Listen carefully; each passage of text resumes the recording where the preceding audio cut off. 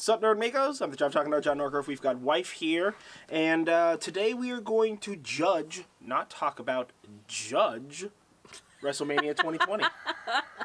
Yeah. I'm sure there will be a pretty fair amount of talking about it, and also squirreling. It's going to be mostly judging, don't worry. It's going to be some... I have opinions and words. Yeah, we'll see. You all know me, so I have many of them. You're aware of this. Yeah.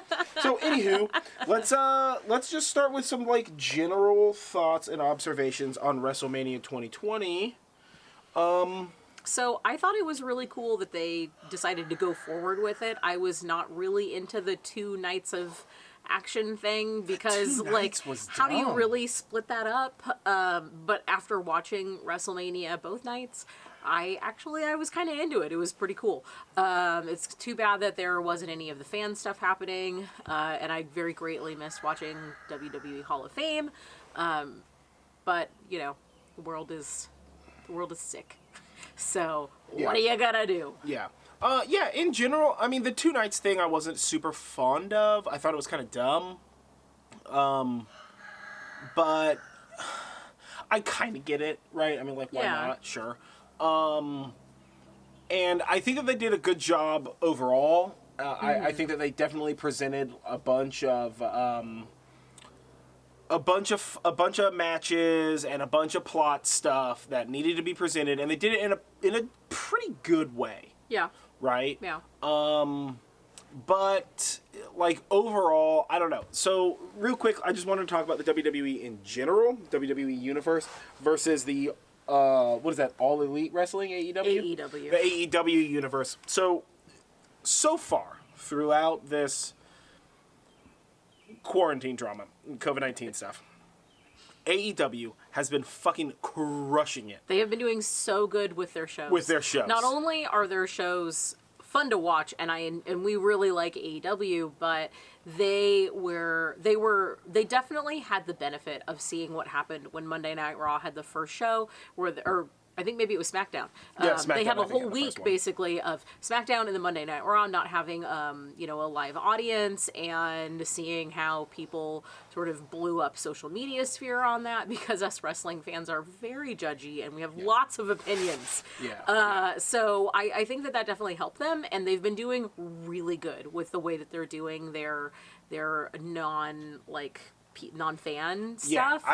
They've been using, for those who don't watch wrestling but are just here to look at our stupid faces, which I hope that's none of you, but whatever. All two of you. AEW has been having other wrestlers sort of on the sidelines, shaking the rails and screaming stuff at them. And they've kind of kept the sound up. And for the most part, WWE Universe has not been doing that whatsoever. SmackDown or Raw, or if it has been happening, it's one person or 2 people. Whereas AEW, they're having the rest of the teams. And it's a very specific thing. Yeah. And they'll have a team on one side of the ring and the other side of the ring. They'll have some people, so they have people spread out, but they're doing a good job with that. You can see that WWE took this to heart with regard specifically to WrestleMania, because they did have a lot of other wrestlers and people sort of on the sidelines doing stuff. And they really worked Rob the Gronkowski announcers. fucking crushed it. Yeah. Gronk was hilarious. I am not a. She doesn't know anything about football. So. I only know about wrestling. But he did a good job. But either way, fun. WWE and AEW, I'm glad they're still on, and I'm glad that they're taking, looking forward safe to watching practices. Post WrestleMania Raw tonight for sure. Yeah, we're definitely looking especially because of the fallout. Yeah. So, all right, well, let's go ahead and get started with Pirate WrestleMania. Pirate WrestleMania. Also, Pirate WrestleMania? Why? It was a dumb thing. I mean, maybe it would make sense if it was back when Pirates of the Caribbean was really big. Except the Night 2 announcer. The Nitro intro video was self-awarely hilarious. Talking about how dumb it was. We missed the best part. We missed the night 1. We missed the night 1, so it might have been the same intro. Yeah. We don't know. It doesn't even matter. Yeah. Okay, so anyway, we're going to try to go through these matches pretty quickly. So night 1, so Saturday, first match. The kickoff show was Cesaro versus Drew Gulak. Cesaro defeated Gulak via pinfall.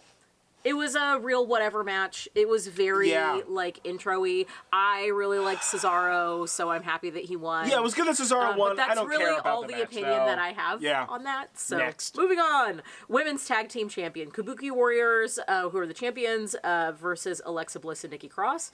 And Bliss and Cross defeated Kabuki Warriors with a pinfall. Okay. So you guys know, I'm reading this off of just like a website, so if we watched all these matches. We did watch all miss this, but it's just because it's been a couple of days. Some of the crazy stuff. I drink too much, so. It was a great match. I really love Bliss and Cross. They are such an perfect. adorable little team. Perfect tag team. Together. And I really like the Kabuki Warriors are also. a good tag team. They're a good tag team. Yeah, I feel like Asuka would be really interesting to know in real life. She seems very like grandiose and weird. Yeah. So that was cool. And it was overall a really good match. The ladies really kicked it off well. Yeah. And that was a good one. super happy. I'm happy that Bliss and Cross. Bliss and Cross won. Yeah. Because I'm a huge Alexa Bliss and Nikki Cross fan. Yeah. I feel like I have to technically mention Kabuki Warriors is a little racist, but they're great wrestlers, and it's sad to see him lose the title. But I am glad to see Cross and Bliss take it back. I think it's important to mention that through no fault of his own, he accidentally mirrored Asuka's hair. Oh yeah, huh? Yeah, we were thinking about it. We're just like, Did not realize that was a thing. Accidental support. All right. I actually like Asuka. Moving on, we've got King Corbin versus Elias. Elias won via pinfall. Elias for life. I love Elias. He's so good. His pants are so tight. It's the best. So jeans. What's happening? I love it. I love his whole look. He's real fun. And he's just like weird guitar super weird guitar. And all of it. And they were talking so good, about dude. how he's like Jimi Hendrix, because no one since Jimi Hendrix has ever picked up a guitar on a stage and sung to people. So, I don't know. Who knows? I think that was Michael Cole. Okay, this is the thing that you have to take from this WrestleMania is that the announcers have zero understanding of what's happening whatsoever. Yeah. I really liked in this match how the end was Corbin trying to cheat, because he always kind of low-key tries to cheat, and I do like what they're doing Elias with Corbin. actually winning sort of by cheat. Yeah, I mean, Elias totally won, was kind of sort of by cheat. I like what they're doing with Corbin, but Elias for life, he's such a fucking fantastic wrestler. Absolutely fantastic on the mic. Yeah, he's fun. He's he a fun really guy. is. So yeah, all right, good for Elias. Yeah, good match. Next Next match. was Raw Women's Championship. Becky Lynch champion versus Shayna Baszler, and God. Becky Lynch defeated Baszler. Okay, let me tell you, I did not care about this match, and it is not to say anything bad about Becky Lynch, because she's super cool. But oh boy, And we've seen Shayna Baszler wrestle, and she's not great. I don't want to. She needs time ever to like get her shit together. She's awful. I can't stand her. But she seems like one of those people who's going to hurt another wrestler. So I am tired of watching Becky Lynch. Becky Lynch is a great wrestler, but they're doing the thing with her that they do with everybody who holds the big title. She did come in with the truck. That was good. But I'm just tired of her being the one on top. She's turning into the Lady John Cena, and I'm not Nobody happy wants Lady with John that. Cena. But I also dislike John Cena Shayna Baszler more. She's not a great wrestler, and she doesn't really have good mic presence, and there's just something wrong with her face. Well, you know what they're doing with her, and I don't the care same about thing this that they story. did. Well, they're doing with her the same thing they did with Ronda Rousey, which is just, and it's the same thing they do with fucking Brock Lesnar, where it's like he's a badass. They're badass mixed MMA martial fighters. arter kind of guy. I mean, but this they is the thing. kinda did the same thing with Ken Shamrock back in the 90s, this isn't too. fucking mixed martial arts, right? This is WWE. And two, you're not really good at either, right? Yeah. I mean, you see their faults and shit like that. Yeah. It's just like, dude, this is what I want. Like, legitimately, I think it would improve all of them, is take it back, like, 2 notches with the fucking seriousness and just have a little bit of fun, right? What makes Bliss good? What makes Asuka good?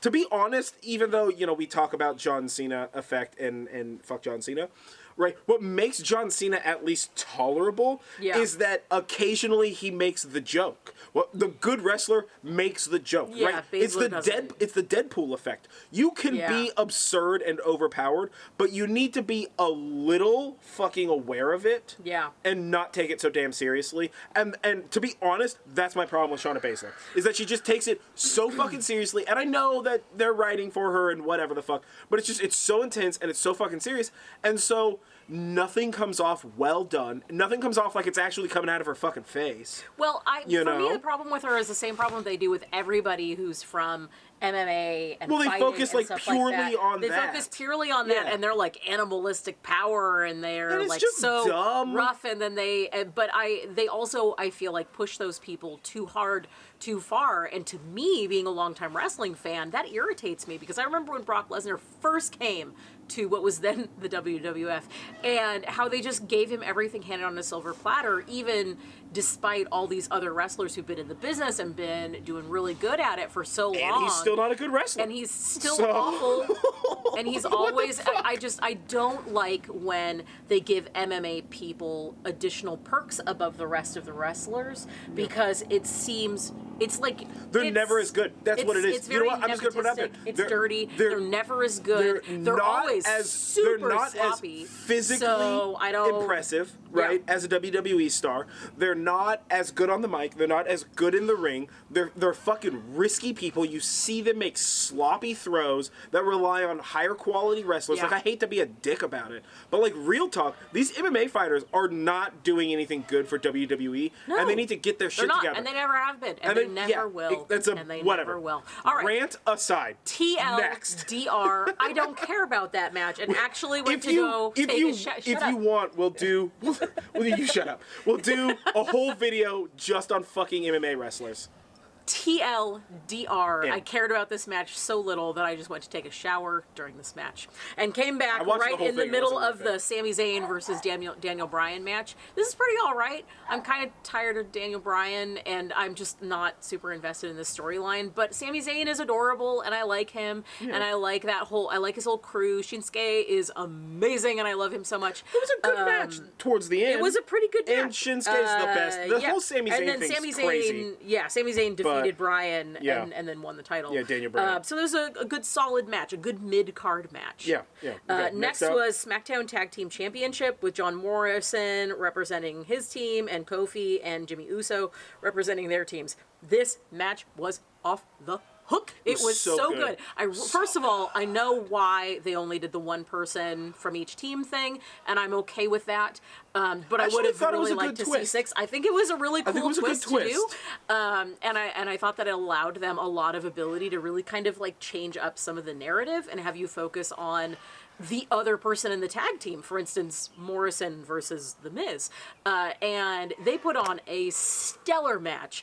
It was so good. It was so weird to watch a match with ladders without hearing the crowd. And in general, I felt that way about a lot of matches, but especially these kind of like matches where they're hardcore and the fans really add to a lot of it. Yeah. This was a really good match. I cannot say this was match of the night, night 1. Oh, easily. Yeah, I would say. Also, I'm a huge Morrison and Miz fan. I love The Miz dearly. Watch his show, Miz and Mrs. It is fucking hilarious. I love that, him so that guy much. Goes through some shit. I'm just gonna say it right now. No, I love him and his whole goddamn family. They're absolutely fantastic. It sucked. It sucked to see New Day lose. It did. I don't care about the Usos. I feel like the Usos have been doing a lot better recently. Yeah. And totally. I'm in for that. I think everybody brought their A game, but I think that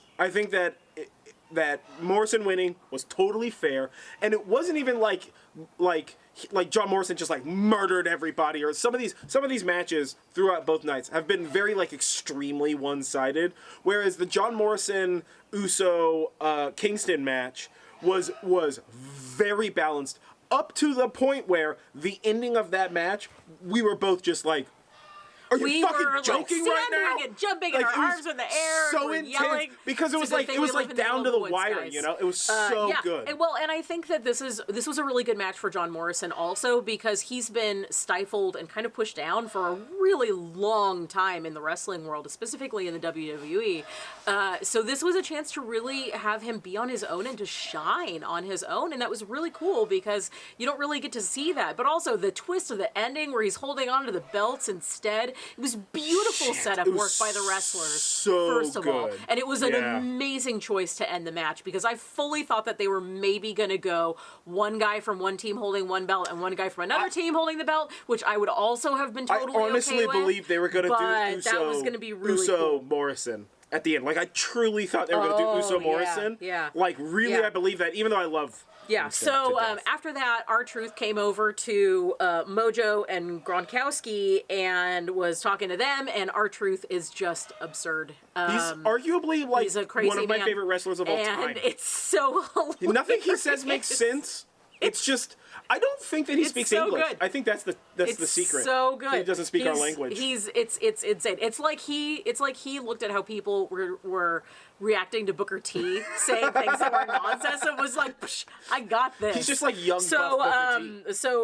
So Raleigh defeated R-Truth to win the title, which is sad, but I know that R-Truth is going to get it back. Yeah. So that. What is he, 27 time? I think it's like 24/7 or I think it's like 48 time 24/7 champion next or was some shit? Kevin Owens versus Seth Rollins, and Rollins was defeated by Owens in a pinfall. And I didn't really care that much about this match going into it, but this was a good match. Surprise really good. match. It was really good. They put in.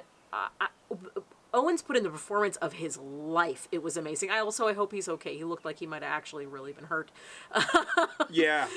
Rollins was Owens amazing. did a great job. Rollins did a great job. I'm really enjoying Rollins' heel persona in this, the Monday Night Messiah thing, and also his outfits have been spot on for it. It's so good. It's so absurd. It's so good. I'm going to be real with you. My favorite part is if you look not at his mouth, but just around his mouth, you can see his facial muscles fighting a war of attrition to try to keep him from smiling as he says this absurd, fucked up Monday Night Messiah shit. Because he's talking about being the fucking greatest of all time and whatever the shit. Yeah. And you can see him wanting to, like, break out in laughter.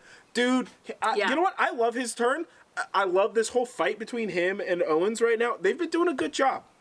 Yeah, well, and I did not care. And Kevin Owens has been doing really great with it too. I really loved that jump that he did. It was so reminiscent for me of the Shane McMahon jump onto the Big Show. Yeah. And I love that kind of stuff. I love that they were able to use the ring area and even their trash talking to, like, really kind of bring the fans in. That's one of the things that I think has been hard as a fan who's been watching for a long time, because you're used to hearing all of the audience stuff, and that's going to be hard for a wrestler too. But feeling out how they're deciding to come over that is really cool. So being able to listen to the wrestlers trash talk is something you generally only get when you're seeing a show in person and you're so close, or the show is so small, like, you know, school gymnasiums, that you can, like, hear them. So it's really cool to listen to them, and the trash talking was really good. So that was a really good match. Next was Goldberg versus Braun Strowman. I don't care about Goldberg.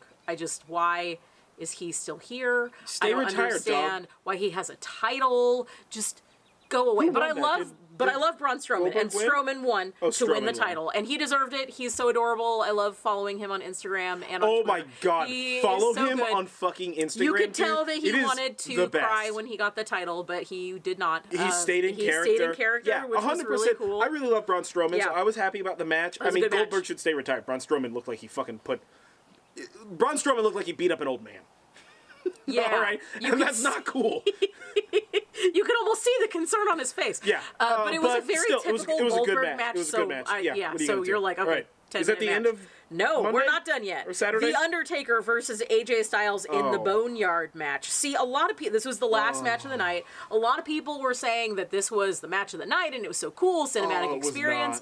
And the match itself was not great, but it was a really interesting cinematic experience and has been totally different from any of the other matches that they've done so far. And I thought it was really cool. I am not a fan of AJ Styles. He can go away. Or The Undertaker. And The Undertaker just needs to stay retired, man. Please just stop. Yeah, stop wrestling. I don't want to see you get beat up anymore. And I mean this, I just, to directly address the story, Undertaker doesn't have to take no shit from AJ Styles. Fuck that guy. Yeah.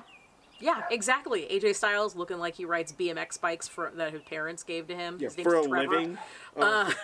Yeah. Sorry to anybody whose name is Trevor out there that we may have just offended. Whatever. Unless that actually is you, in which case, spot on for us. Yeah, but it was an interesting match. It felt to me more like if the WWE did a movie and there was like a slasher kind of a flick where like the main good guy has to like fight the bad guy. Yeah. It felt very like end of Halloween kind of. Yeah. And I was into that, and then that made me think of how WWE did that horror movie, The Oculus, which I absolutely love, and then I got a little sad because they haven't done anything else. Yeah. I mean, whatever. It was, so that was night one. It was an ending. That's all I have to say. It wasn't good. I wasn't a super big fan of it. I mean, I liked the cinematographic standpoint of it. Yeah. But it was just, it lasted for fucking ever. Yeah. Next is, so that was night one. Night one. Night two. We started off with Liv Morgan versus Natalya. I don't have an opinion on that. Next. I know that I watched that match, but I honestly don't I don't have an remember opinion on that that. match. Good job, whoever won. Next. That was Liv Morgan. I like her. She's fun, but also I like Natalya, so I don't know which one that one is. It's not important. It's not important. You won't remember, and I can't explain. I can't explain it to you. Next. Yeah, it was okay. I did not really care, and don't actually remember watching that match. Next was Rhea Ripley versus Charlotte Flair for the NXT Women's Championship. Charlotte Flair won this match, which I was expecting. So she is now the NXT Women's title. I think they're trying to build up the NXT brand by so that it's like really closer to SmackDown in terms of upper echelon things than like a lower echelon kind of show like 205 Live. But it was a pretty good match. I'm not... I also didn't really care about this because it just felt like Charlotte going like, I used to be like Rhea Ripley is like, I'm the head cheerleader. And Charlotte Flair was like, but I used to be the head cheerleader. And, of a larger cheer squad.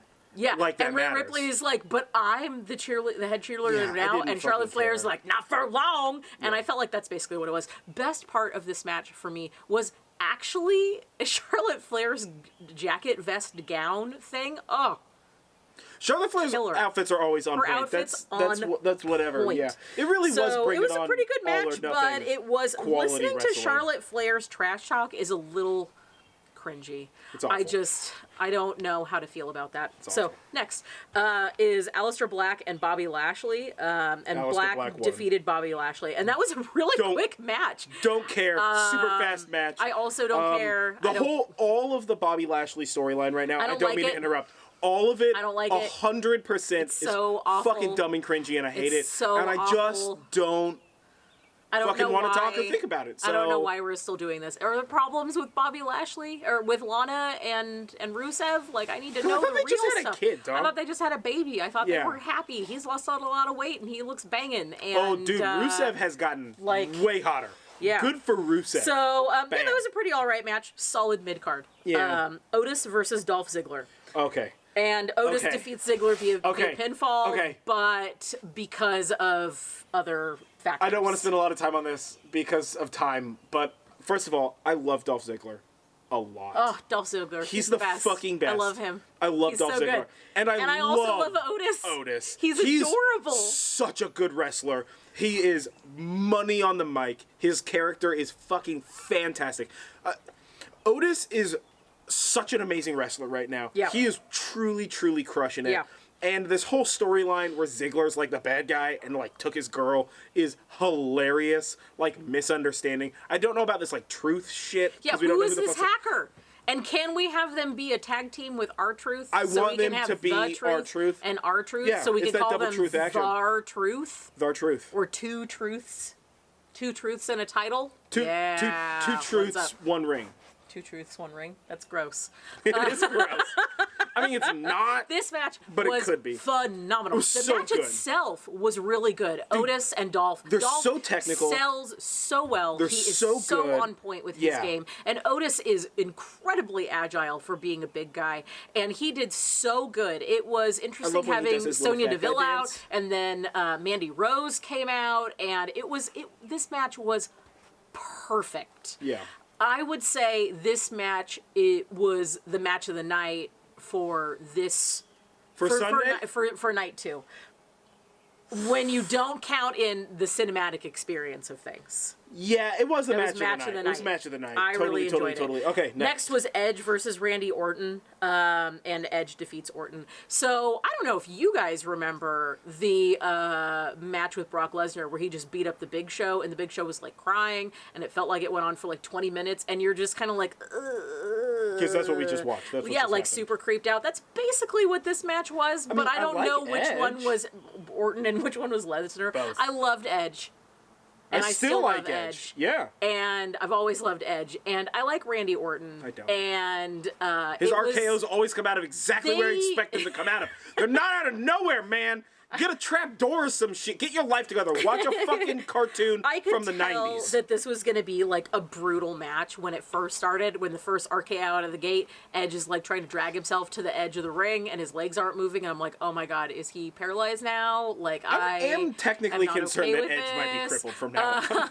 It was really aggressive and mean. It was a really hard match to watch. It was. They did a good job at going like around the ring and stuff and using all the areas where there wouldn't be like any fans, and so that was really cool. In a conference room, and then in a gym, the coolest conference room, and as then a matter of fact. In a parking area, and then on the back of somebody's truck, and then on a and pickup, then on top of another truck, and then on a bus, next to a chair that is also a hand, next to some hand chairs. There were ladders potentially involved. Yeah. Listen, they knocked over a camera guy. Is he okay? That poor cameraman got like that moment where checked. Edge like slyly goes to the doorway to make sure the camera guy was okay. Oh, he got so I was hurt. like, he got but slammed. This match was this match I just didn't really enjoy because it felt like they were just trying to beat each other up. I get it. That's the purpose of the match. I mean, it felt like an able-bodied person beating up a not so able-bodied person. I'm gonna be honest with you. Except that like there wasn't a clear definition of who was able-bodied and who wasn't. Oh yeah. Actually, the worst part of this match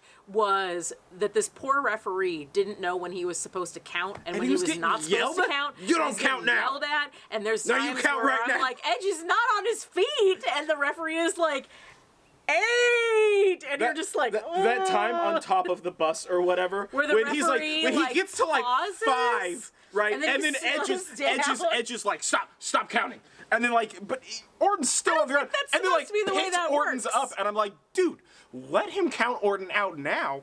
First of all, this has been going on for fucking what feels like 400 hours. Oh my God, it felt like it took so long. And two, that match was just let it die. That match was as long as the month of March. It was.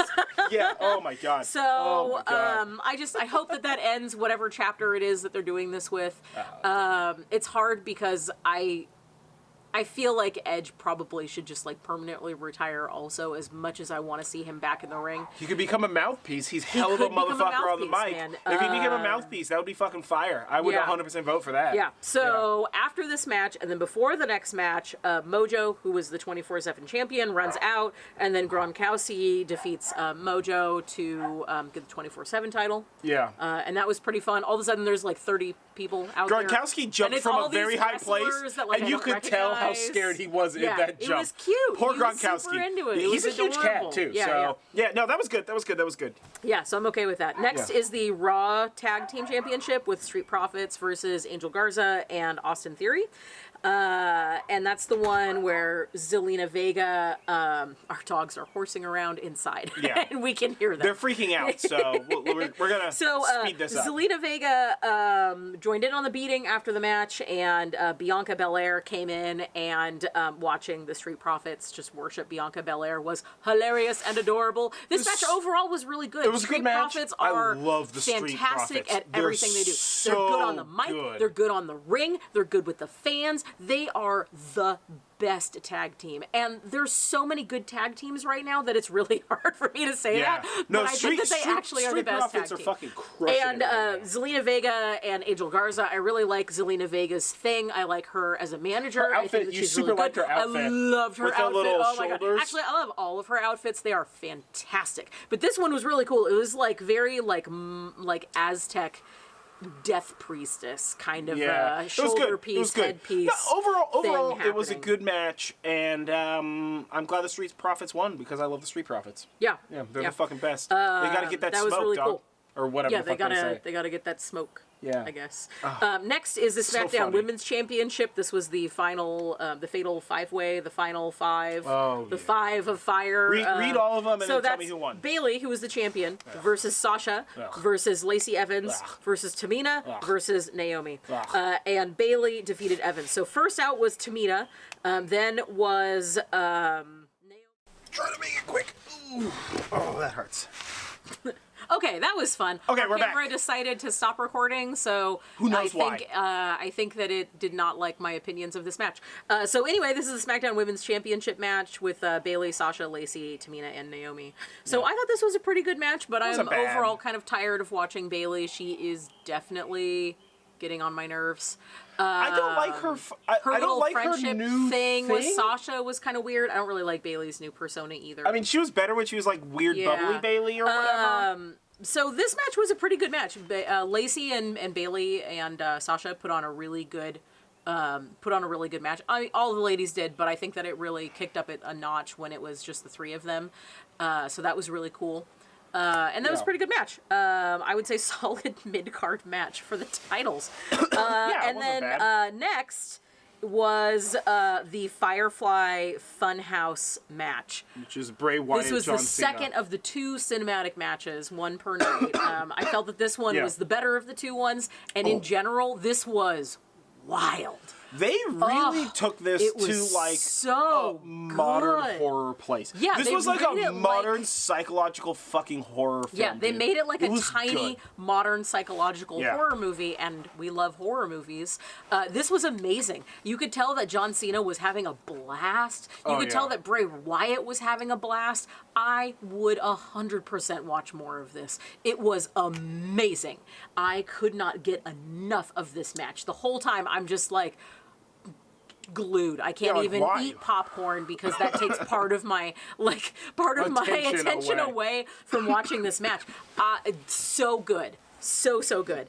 And then, flip side, we're going to the WWE Championship with Brock Lesnar versus Drew McIntyre, and Drew McIntyre defeats Brock Lesnar to win the title. First of all, let me say I'm really glad that Brock Lesnar got beat, and I cannot stand Brock Lesnar. He should not be in the WWE. I don't like his contract restrictions. I don't like that we give him everything that he wants, and I think that he is a terrible wrestler who has hurt people and should not continue wrestling. He is not a good wrestler. It looks like the tattoo on his chest is a dick. He's got a dick tattoo. Yeah, he does have on his fucking chest.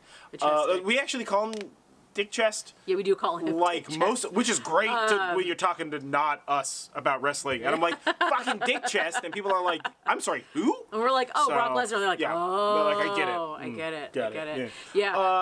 I'm surprised they did not go for 352 German suplexes, but I thought that was funny that they did 4 suplexes, 4 F5s, and then 5 of the Claymores, which is Drew McIntyre's move, and it's the boot. I love Drew McIntyre. Drew McIntyre's great. So fucking much, He's real good. Yeah. Really enjoy his. He's the best.